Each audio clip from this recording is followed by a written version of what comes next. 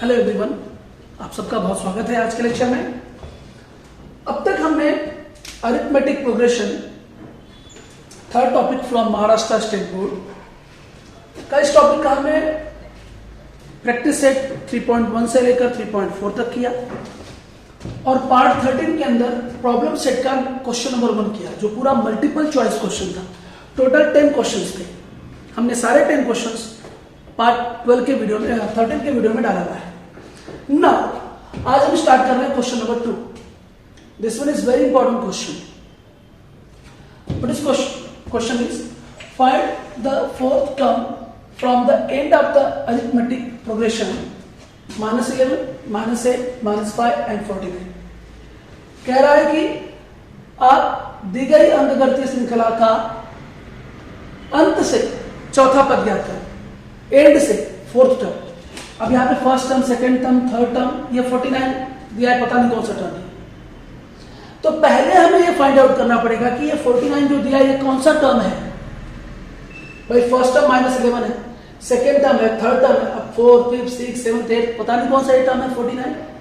पहले 49 कौन सा टर्म है तो वो टर्म मिलेगा, उसके बाद हम पीछे से चौथा टर्म लेकर आएंगे। जैसे देखो हम इसको पहले सॉल्व करके ही लेते हैं कि ये कौन सा टर्म, टोटल कितने टर्म्स है इसके अंदर। तो T1 -11, T2 -8, T3 -5 और इसको हम Tn बोलेंगे। लास्ट टर्म है ना ये Tn 49। तो हम पहले n निकालेंगे इसके अंदर, n क्या है, उसके बाद पीछे से जो भी फोर्थ टर्म आएगा हम वो उसका Tn निकालेंगे। तो देखते हैं पहले। अब हम क्या लेंगे इसके अंदर, हम इसको a भी कह सकते हैं। a की वैल्यू क्या है, a की वैल्यू -11, d की वैल्यू T2 -T1, T2 है -8 T1 है -11।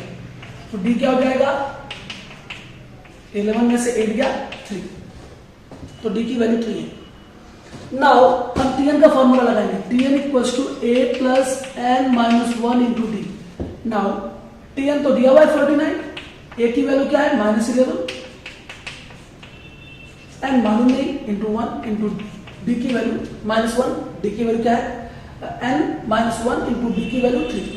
नाउ 49 -11 प्लस 3n मल्टीप्लाई हो रहा है, 3 बन जा 3, तो ये 49 -11 -3 -14 हो जाएगा प्लस 3। नाउ 49 ये -14 इस तरफ आके प्लस हो जाएगा, is equal to 3n। Now add करो 9 and 4 13 एंड ये 63 हो जाएगा टोटल ऐड करेंगे, is equal to 3n। Now 63 upon 3 is equal to n। 3 से डिवाइड कर दो, 3 2 जा 6, 3 1 जा 3। n कितना है 21, तो ये 21st टर्म है। तो मुझे बताओ 21st टर्म 49 है, इसका मतलब ये जो लास्ट टर्म दिया है 21st टर्म है। तो पीछे से चौथा टर्म, तो पीछे ये लास्ट टर्म 21 है, इसके बाद क्या होगा T20, इसके बाद क्या होगा T19, इसके बाद क्या होगा T18। तो पीछे से चौथा टर्म क्या है T18 आएगा।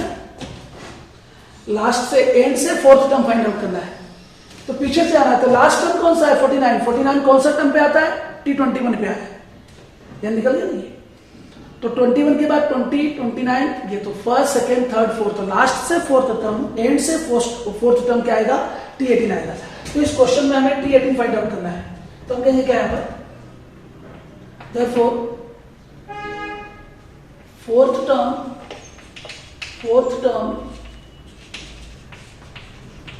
from the end, यानी 21 में से 3 टर्म निकालना पड़ेगा ना, तभी तो फोर्थ टर्म बचेगा ना। तो 18th टर्म आ जाएगा, तो दैट इज 18th टर्म। तो we have to find out 18th term. तो उसके लिए फिर से सेम Tn के फार्मूले में जाओ, फिर वही values Tn equals to a plus n minus 1 into D. चलो अब T18 निकालना हमें है, ये रहा a की वैल्यू, फिर वही -11 है, अरिथमेटिक प्रोग्रेशन तो वही है ना। n यहाँ पर 18 हो जाएगा -1, और d की वैल्यू तो इसमें पहले से निकाल कर रखा है 3। Now T18 exactly 18th term क्या हो जाएगा -11, यह 17 इंटू 3। तो यहाँ पे देखो मल्टीप्लाई कर दे रहा हूँ मैं, T18 इज इक्वल्स टू -11, 17 3 का 51 में से 11 माइनस कर दीजिए तो 40 आएगा। तो इसका मतलब 18th टर्म क्या है 40 है। तो इसका आंसर क्या हो जाएगा, fourth term from the end of the arithmetic progression is T18 that is 40, T18 equal 40 भी लिखेंगे तो भी राइट है। तो fourth term from the end is 40, तो ये आपका आंसर होगा इस क्वेश्चन का। तो बहुत ही अच्छा क्वेश्चन है, ध्यान से इसे समझना है। तो इसे आप नोट कर लीजिए पहले अच्छी तरह से, फिर मैं नेक्स्ट क्वेश्चन पे आता हूं। तो ये क्वेश्चन नंबर 2 था, इसके बाद मैं कर रहा हूं क्वेश्चन नंबर 3 को। तो आप ध्यान से नोट कर चुके हैं, तो मैं इसको मिटा दे रहा हूं पहले। यस, सो ये रहा आपका second question. Third question, in an AP the 10th term is 46। आपको एपी में 10th टर्म को कितना दिया है? 46। जो 10वां पद है, 10th टर्म है अरिथमेटिक प्रोग्रेशन का, वो 46 है। The sum of the 5th and 7th term is 52। 5वां और 7वें पद का योगफल 52 है। तो वह अरिथमेटिक प्रोग्रेशन ज्ञात करो। फाइंड द अरिथमेटिक प्रोग्रेशन, हमें वह अंक गणितीय श्रृंखला ज्ञात करनी है। तो क्या करेंगे? सबसे पहले तो इक्वेशन बनेगा इसके अंदर। 10th टर्म आपको 46 दिया है, तो T10 is equal to 46 given. तो नाउ हम क्या करेंगे? Tn का फॉर्मूला लगाएं। Tn equal a plus n minus 1 into D by T10 equal a plus n की वैल्यू 10 माइनस 1 इंटू डी। T10 कितना दिया हुआ है? 46, रख दो बाई 46। a प्लस 10 में से 1 गया 9, ये आ गया आपका इक्वेशन 1। सिमिलरली आपको सम of 5th and 7th term, तो 5th term plus 7th term, इन दोनों का टोटल कितना है? 52 है। तो 52, तो भाई जैसे 10th term a plus 9d होगा, वैसे 5th टर्म क्या होगा? a प्लस 4d होगा। तो डायरेक्टली देखो इसकी जगह पे a plus 4d, 7th term क्या हो जाएगा? a plus 6d। कभी भी टर्म निकाले तो डायरेक्ट याद रखो। T5 इक्वल क्या हो जाएगा? a plus 4d, T7 equal a plus 6d, ऐसा इज इक्वल टू 52। तो क्या हो गया? ये a और a मिलके 2a, 4d और 6d 10d is equal to 52। 2 से डिवाइड कर दो by dividing both the side by 2। तो 2 से डिवाइड करो, 2 से 2 cancel, 2 5 are 10, 2 2 are 4 and 1 remaining, 2 6 are 12। 2 से हमने डिवाइड कर दिया, तो ये आ गया question 2। Dividing both the side by 2 करने पर आएगा, डिवाइड करो 2 से 2 cancel, a 2 5 are 10 and 2 2 are 4, 2 यहाँ पे रिमेनिंग 1, 2 6 are 12। तो ये आ गया इक्वेशन 2। अब इक्वेशन 1 में से इक्वेशन 2 को क्या कर देते हैं? सब्ट्रैक्ट कर देते हैं। तो हमें a की वैल्यू, उसके बाद फिर d की वैल्यू, या d की वैल्यू उसके बाद a की वैल्यू मिल जाएगी। a और d की वैल्यू मिलने के बाद हम आराम से अरिथमेटिक प्रोग्रेशन निकाल सकते हैं। तो क्या करेंगे? By subtracting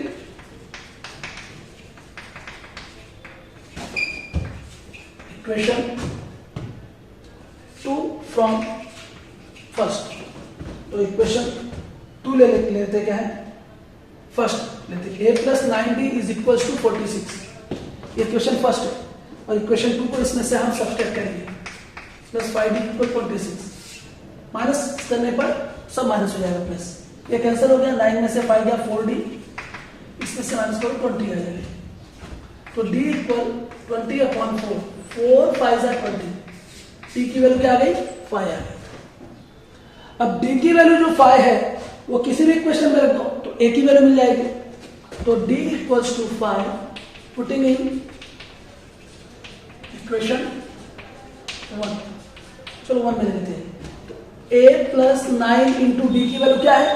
5 is equal to 46, 9 5 are 45 is equal to 46। a की वैल्यू 46 माइनस 45 हो जाएगा।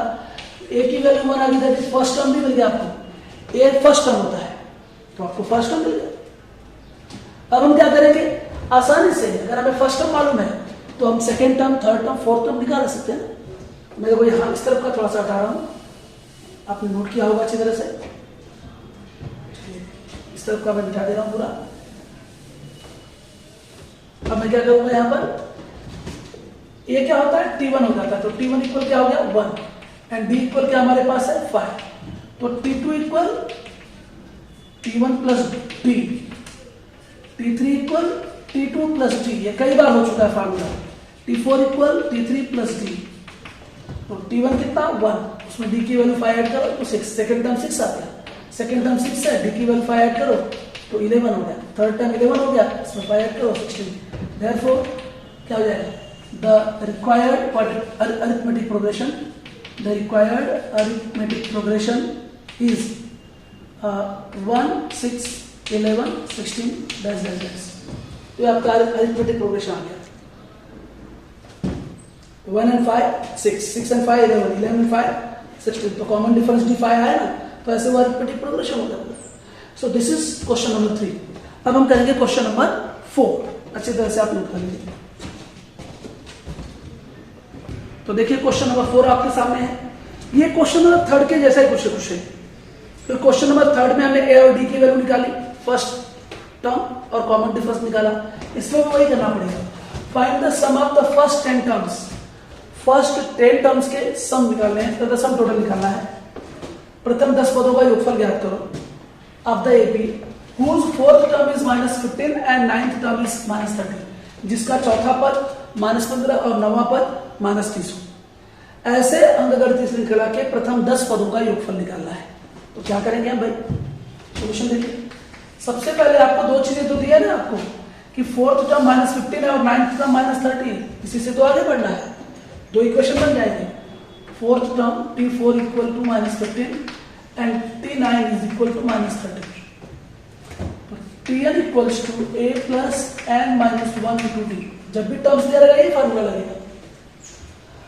T4 दिया हुआ है a plus 4 minus 1 into D. Fourth term -15 दिया हुआ है a प्लस 3d। ये आ गया इक्वेशन नंबर 1। फिर सिमिलरली हम क्या करेंगे, T9 के लिए क्या रखेंगे, a प्लस 8d। अभी थोड़ी देर पहले कहा मैंने कि 9 टर्म है तो a plus 8d, 10th term होगा तो a प्लस 9d, ऐसा होता जाएगा। अब T9 कितना दिया है, -30, a प्लस 8d, ये आ गया इक्वेशन 2। अब क्या करेंगे, a से a कैंसिल कर सकते हैं तो सब्ट्रैक्ट कर देते हैं, तो बाय सब्ट्रैक्टिंग इसके नंबर्स बड़े हैं इसके छोटे हैं, तो हम इक्वेशन 2 में से इक्वेशन 1 को सब्ट्रैक्ट कर देते हैं बाय सब्ट्रैक्टिंग इक्वेशन 1 फ्रॉम 2। तो इक्वेशन 2 ले लीजिए, a plus 8d is equal to -30, और ये क्या है, a plus 3d is equals to -15। Minus करो, ये माइनस प्लस, माइनस है तो प्लस हो जाएगा, प्लस है तो दोनों माइनस हो गए, ये कैंसिल। 8 में से 3 गया 5d, -30 में से +15 निकालो तो -15 ही बचेगा।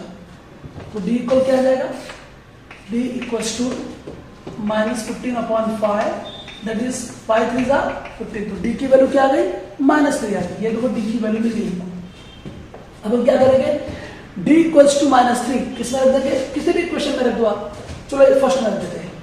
तो d equals to -3 putting in equation 1, in equation 1, चलो 1 में रख देते भाई।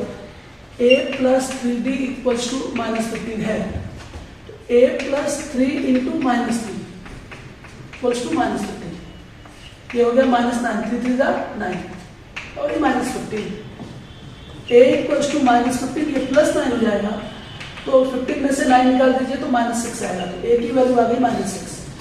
अब आपके सामने d की वैल्यू है, a की वैल्यू है, और आपको क्या निकालना है, sum of the first 10 term, तो आप निकाल सकते हैं।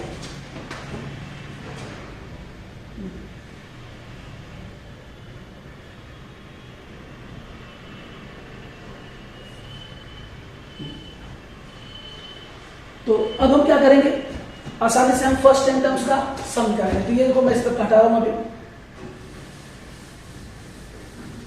ये हटा दिया मैंने। अब हमें क्या निकालना है, सम ऑफ फर्स्ट 10 टर्म्स। तो Sn equals to n upon 2 2a plus n minus 1 into d। तो S10 निकालना हमें 10 अपॉन 2 इंटू a की value -6 plus 10 minus 1 into D की वैल्यू -3। अब आसानी से आप निकाल सकते हैं। 2 5 जा 10, 2 6 जा 12 प्लस ये 9 into -3 5 -12 plus and minus minus हो जाएगा, 9 3 जा 27 तो -12 बाई -27 क्या हो जाएगा -39। अब -39 का 5 से मल्टीप्लाई करो, 5 9 जा कंटिन्यू ना, 5 9 जा 35, कैरी 3, 5 3 जा 15 and 3, 5 9 जा 45, कैरी 4, 5 3 जा 15 and 4 90, तो -195। तो क्या आंसर आएगा इसका? Sum of the first 10 term is, तो आंसर हो जाएगा sum of the first 10 term is -195.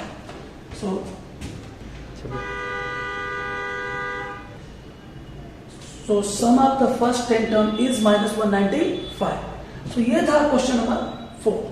तो हमने सेकंड किया, थर्ड किया, फोर्थ किया, तीनों बड़े क्वेश्चन थे। आगे हम नेक्स्ट पार्ट में आएंगे अगले नेक्स्ट क्वेश्चन के साथ।